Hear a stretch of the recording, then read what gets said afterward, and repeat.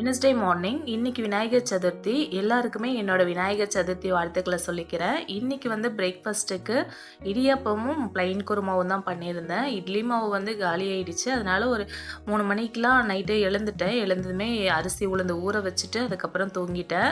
Breakfast ready பண்ணுறதுக்கு முன்னாடி அரிசி கிரைண்டரில் போட்டு விட்டுட்டு தான் நாங்கள் பிரேக்ஃபாஸ்ட்டு ரெடி பண்ண ஸ்டார்ட் பண்ணேன்.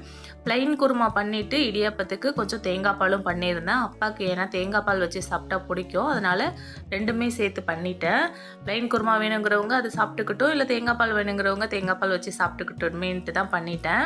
பாப்பா இன்னைக்கு எழுந்ததுலேருந்து காலையிலேருந்து எனக்கு விநாயகர் சிலை வேணும், விநாயகர் சிலை வேணும்னு ஒரே அடம் பிடிச்சிட்டு இருந்தாங்க. சரி வாங்கிட்டு வந்து தரேன்னு சொன்னால் அதெல்லாம் முடியாது, எனக்கு வீட்டிலே செஞ்சு தரணும் அப்படிங்கிறாங்க. காலையிலே அவங்க மாமி கிட்ட வீடியோ கால் பேசுகிறப்போ அவங்க விநாயகர் செஞ்சுருப்பாங்க போல். அதே மாதிரி எனக்கு கோதுமை மாவில் மஞ்சள் தூள் போட்டு செஞ்சு கொடுங்க அப்படின்றாங்க. அவங்க கேட்குற சைஸுக்கு நம்ம வீட்டில் இருக்க எல்லா கோதுமை மாவையுமே போட்டாலும் செய்ய முடியாது.